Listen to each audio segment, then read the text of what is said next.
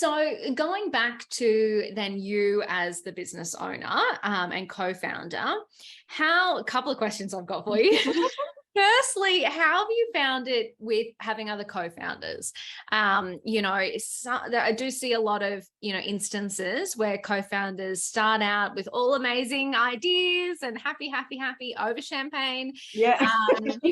But they kind of forget to agree on, fundamentals and, go through different challenges. But I'm super curious with 3 co-founders, how you've navigated that, whether you kind of put things in place in the beginning to avoid challenges or whether you learned along the way. Like, what was your approach? Yeah, and it is a really good point. And my co-founders, we're all really good friends as well. So, Nice. which is amazing. Yeah, which is amazing. But you are right. You do need to make sure that you are really setting the business up for success. And you've got to be prepared to have really difficult conversations up front. And we have a partnership agreement. That was one of the first things that we did, which really outlined some key things. What happens if one of us wanted to exit the business, for example? Yep. What happens, in all those types of scenarios? So we have that. I think the one benefit, and whether it's pure luck or it's just the fact that we are, we think in a very similar way, is that we're all very aligned in terms of what we want to do and the way in which we want to do it. Our approach is very not similar. We're not cookie cutter by any means, but we really thrive on having authentic relationships with our clients.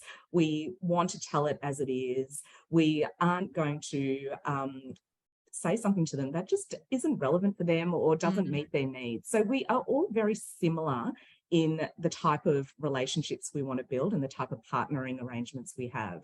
Saying that, we do have disagreements and we might, I think we've started to learn how to really respectfully disagree and say, I get that. How can we add to that? Or if we didn't do that, what could that look like? And, being HR people and facilitators, we've got all the tricks in our toolkit. You're all just facilitating each other. I love it.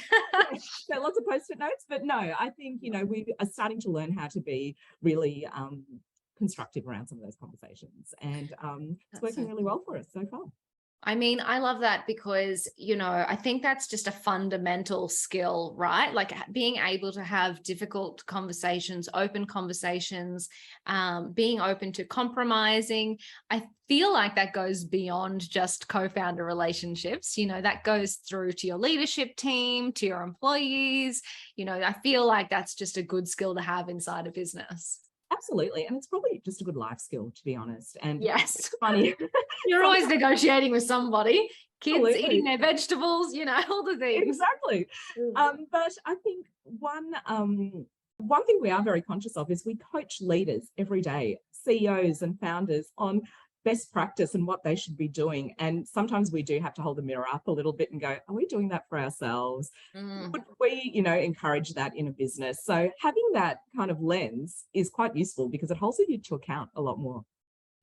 It's so funny because I always see that like website designers never have a good website because they spend all their time on like client work, or, the tradie always has the worst whatever because they do so much client work, they always neglect in-house. So I love that philosophy of actually holding up a mirror and kind of going, okay, hang on a second. Are we applying these best practices in our own business? Yeah, absolutely. I think it's really important. And HR is always evolving. There's different, theories that come out. There's different approaches, and we want to road test that as well. We want to show best practice, but if we're not living it, it's not very authentic from our point of view.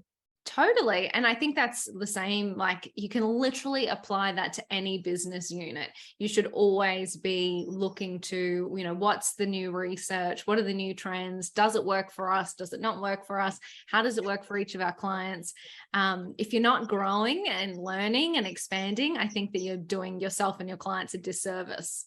Absolutely. And I think HR is such an emerging field, not only from a technology perspective, but just even the soft skills required to actually navigate what we are having to deal with employees. It's been a really challenging couple of years, and you always have to hone that skill. And leadership is a practice. And yes, definitely. You have to keep working at it. And that's what we really support our leaders with in terms of how can they bring their best selves and what else can they pull out of their toolkit to really have impact with their team. So that's what we focus on.